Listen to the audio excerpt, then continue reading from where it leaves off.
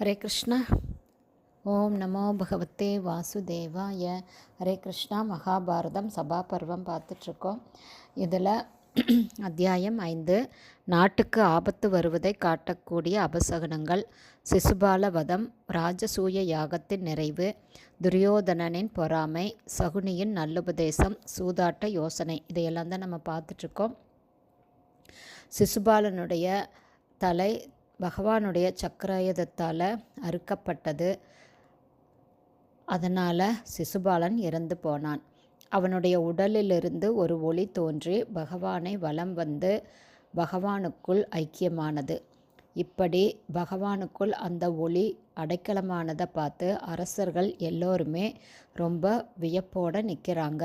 சிசுபாலவதம் அங்கிருந்த சில அரசர்களுக்கு கோபத்தை உண்டாக்குது. பலர் பகவானை புகழ்ந்து பேசுகிறாங்க. அந்த 2 சாராரிடையே சில அரசர்கள் மத்தியஸ்தம் செய்து வைக்க முயற்சி செய்கிறாங்க.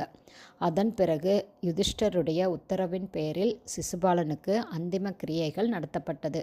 சிசுபாலனின் மகன் கிருஷ்ணரின் கட்டளைப்படி சேதி தேசத்து மன்னனாக முடிசூட்டப்பட்டான். அதுக்கப்புறம் ராஜசூய யாகம் ரொம்ப சிறப்பாக கம்பீரமாக நடந்து முடியுது. பல தேசத்து மன்னர்கள், பண்டிதர்கள், வீரர்கள் சூழ்ந்த சபையில் வேத கோஷங்களும் வாத்திய ஒலிகளும் முழங்கியது. பரிசு பொருட்கள் குவிந்தது. உலகமே வந்து யுதிஷ்டருடைய ராஜசூய யாகத்தில் பங்கு பெற்றது போல தோற்றம் ஏற்பட்டது. பல நாட்டு மன்னர்களும் விடை பெற்று சென்ற பின்னர் பகவான் கிருஷ்ணரும் துவாரகைக்கு புறப்பட்டு போகிறாரு.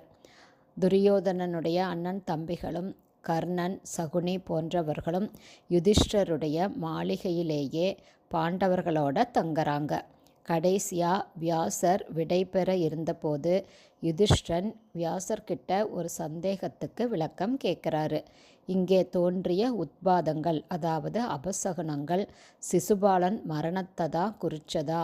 அப்படின்னா அவன் மடிந்ததால் அந்த அபசகுனங்களுடைய பலன்கள் தேர்ந்து விட்டன அப்படின்னு அர்த்தம் செஞ்சுக்கலாமா அப்படின்னு யுதிஷ்டர் கேட்கும்போது வியாசதேவர் என்ன சொல்கிறார் அப்படிங்கிறத நாம் அடுத்த பதிவில் பார்க்கலாம். ஹரே கிருஷ்ணா. குருதேவ்க்கு ஜெய்.